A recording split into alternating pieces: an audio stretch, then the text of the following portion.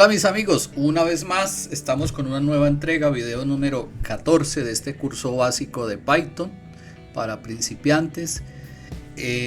Hoy vamos a abordar ya una nueva temática de lo que veníamos hablando. Iniciamos con los conceptos básicos, la configuración del entorno inicial. Los conceptos básicos, estamos hablando de las estructuras de control. Los videos anteriores, desde el video 4 al video 13, tiene que ver con las estructuras de control. Ahora de aquí en adelante, ya finalizando el video, vamos a estar hablando de las estructuras de datos en Python.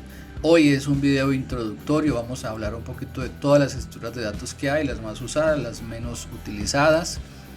Y ya en los videos 15, 16, 17 y 18 vamos a estar hablando ya de aquellas estructuras de datos más utilizadas en el entorno de programación con respecto a Python. Luego finalizamos nuestro curso con las funciones y vamos a desarrollar un juego al final utilizando funciones y gran parte de todos los conceptos vistos. Entonces, esta es la introducción a las estructuras de datos. ¿Cómo se definen las estructuras de datos? Las estructuras de datos son formas organizadas de almacenar y manipular datos para que puedan ser utilizados de manera eficiente. En Python existen varias estructuras de datos integradas en el lenguaje que facilitan diferentes formas de almacenamiento y acceso a los datos. Entonces, las estructuras de datos, como lo dice la definición, son formas organizadas de almacenar y manipular datos. La primera de ellas no está en orden de importancia, este es un orden aleatorio. Están las listas y aquí tenemos la definición. Una lista es una secuencia ordenada inmutable de elementos, o sea que los elementos pueden cambiar a nivel de código, se pueden cambiar, eso lo veremos más adelante. Los elementos pueden ser de cualquier tipo y se accede a ellos mediante índices. Se define utilizando corchetes y separando los elementos con comas. En resumen, cada elemento puede ser de cualquier tipo, números, cadenas, booleanos, listas, etc. Puede contener 0 o más elementos que estén separados por comas. Aquí tenemos pues el ejemplo. Este es el ejemplo de una lista vacía, dice que se define con corchetes. Esta se llama lista vacía, aquí puede tener cualquier otro nombre. Muchas veces se hace para inicializar la lista en 0. Esta es la lista números. Contiene números enteros del 1 al 5. Aquí podemos agregar o quitar números, no hay problema. Luego tenemos la otra lista llamada nombres, que contiene es una lista de cadenas de texto, como su nombre lo indica, son unos nombres de personas. Luego tenemos la lista mezcla, porque contiene valores numéricos, números enteros. Tiene una cadena de texto, tiene un valor booleano que puede ser true o false y tiene aquí un valor flotante o un valor numérico con decimales. Tenemos acá una última que es una lista anidada, se le llama matriz porque la lista principal, que es esta, empieza con el corchete y termina con este corchete de cierre. Internamente tiene una lista, tiene dos listas, tiene tres listas. Entonces hay tres listas dentro de una lista principal y por eso se le llama lista anidada. La segunda estructura de datos muy importante son los diccionarios. Los diccionarios es una colección no ordenada de pares clave-valor. Permite un acceso eficiente a los valores a través de claves únicas. Cada elemento del diccionario consiste en un par clave-valor donde la clave key es única dentro del diccionario y suele ser de tipo inmutable, no se pueden cambiar una vez creadas, como una cadena de texto o un número, mientras que el valor value puede ser de cualquier tipo de dato en Python, números, cadenas, booleanos, listas, otros diccionarios, etc. Los diccionarios son útiles cuando necesitas almacenar datos que quieres poder acceder rápidamente a través de una clave específica, en lugar de tener que buscarlos por su posición como ocurre en las listas, en una secuencia como en el caso de las listas, como ya lo mencionaba. Aquí para esta lista, esta es el índice 1, el 0, perdón, índice 1, índice 2, índice 3, índice 4, donde están almacenados los datos, aunque esto lo vamos a ver más adelante, cuando hablemos de las listas vamos a entrar un poco más en detalle.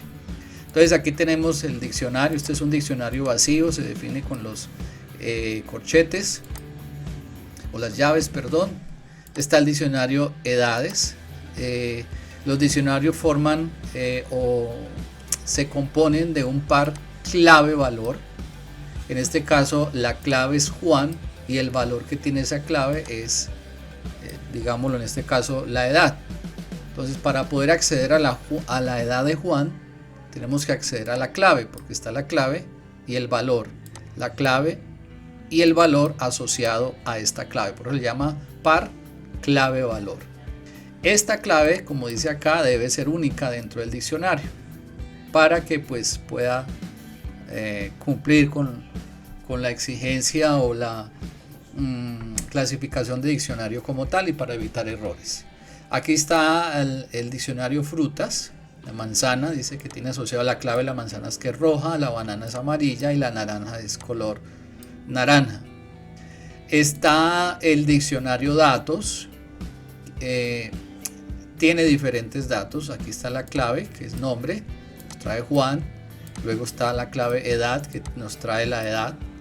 Soltero, aquí entonces vemos que aquí la clave siempre va a ser, o en este caso es la misma, pero el valor cambia. Este es un valor, este es un string, un valor numérico, este es un valor booleano que puede ser true o false, y aquí hay un dato. Aquí la clave es una lista con dos datos que están internos. Entonces esto evidencia que un diccionario puede tener diferentes datos. Ahora aquí este es un ejemplo de diccionarios anidados. El diccionario principal es el diccionario contactos, donde aquí inicia y termina acá con esta llave, pero dentro de este diccionario hay un diccionario llamado amigos y hay un diccionario llamado familia. El diccionario amigos tiene una clave que es Juan y el valor va a ser el número de identificación, de igual María, Pedro y Laura. Entonces esto es un diccionario anidado, o sea, un diccionario o dos diccionarios dentro de un diccionario principal. Luego entonces continuamos acá con otra estructura de datos muy importantes que son las tuplas. Dice, se utiliza para almacenar colecciones ordenadas de elementos que no deben cambiar, similar a las listas, pero son inmutables una vez creadas, o sea, los datos no se pueden cambiar una vez que ha sido creada. Se define utilizando paréntesis y pueden tener cualquier tipo de datos. Se utilizan frecuentemente para representar colecciones de datos que no deben cambiar, como coordenadas, fechas, configuraciones estáticas, etcétera, para datos que son fijos. Esta es la manera de definir la tupla. Esta es una tupla vacía, se ponen los paréntesis. Esta es una tupla de números enteros. Esta es una tupla de cadenas de texto, tiene Juan, María, Pedro, Laura. Esta es una tupla con diferentes elementos. Aquí tiene un valor numérico entero, aquí tiene una cadena de texto, aquí tiene un valor booleano, aquí tiene un valor de tipo flotante o con números ya que no son enteros, con decimales o números más grandes. Y tenemos una matriz de tuplas. Hay una tupla, dos, hay tres tuplas, o dentro de la tupla principal, que a esto le podríamos llamar una tupla anidada, porque hay unas tuplas dentro de la tupla principal. Tenemos otra estructura de datos muy importante, muy utilizada, que son los conjuntos. Los conjuntos son colecciones desordenadas de elementos únicos. Se definen utilizando llaves o la función set. Los conjuntos son colecciones desordenadas inmutables de elementos únicos en Python. Los elementos en un conjunto no tienen un orden definido, por lo que no se puede acceder a ellos mediante índice, como sucede con las listas, o par clave valor, como sucede con los diccionarios. Los conjuntos son útiles para eliminar elementos duplicados de otras colecciones y para realizar operaciones matemáticas de conjuntos como unión, intersección, diferencia, etc. Aquí tenemos la definición del conjunto vacío con la palabra reservada set, que se define el conjunto vacío. Este es un conjunto de números enteros.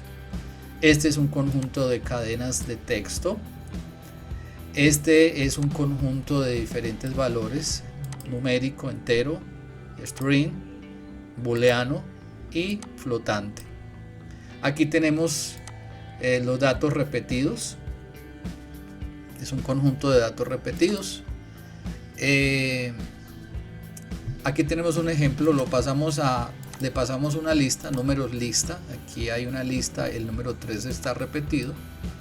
En el conjunto números convertimos esa lista a un conjunto de números, como dice acá, y automáticamente si le damos imprimir, el resultado que nos va a presentar en pantalla es este: 1, 2, 3, 4 y 5. Automáticamente nos va a eliminar los valores duplicados. Por eso dice que los conjuntos son útiles para eliminar elementos duplicados de otras colecciones. La lista puede almacenar n cantidad de números duplicados sin problema, los diccionarios no. Entonces, si convierto una lista a un conjunto, automáticamente él me va a eliminar todos los valores duplicados o repetidos que encuentre.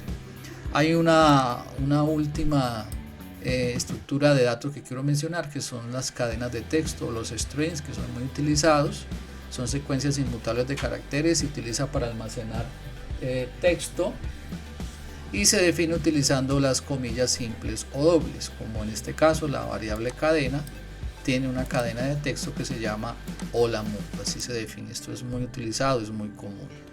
Hay otras estructuras de datos no tan comunes, no muy utilizadas, no voy a centrarme mucho en ellas ni las voy a hacer videos o ejemplos en este curso básico, pero está la estructura de datos DEQUE. Aquí tenemos la definición, hay que importar la librería, aquí está cómo se define, lo mismo from censet, diccionarios ordenados y contadores, se define como counter.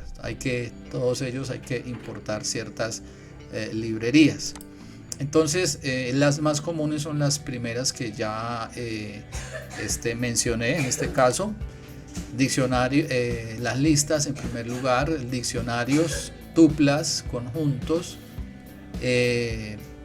y las cadenas de texto, pero especialmente lo que son listas, tuplas, conjuntos y diccionarios, que son los que más vamos a ver en este curso básico de Python. Entonces aquí una vez más les voy a dejar en la descripción del video el enlace a los videos anteriores, el enlace a este código fuente que les puede ser muy útil a nivel personal para que fortalezcan el conocimiento, para que tengan definido cada una de estas estructuras de datos.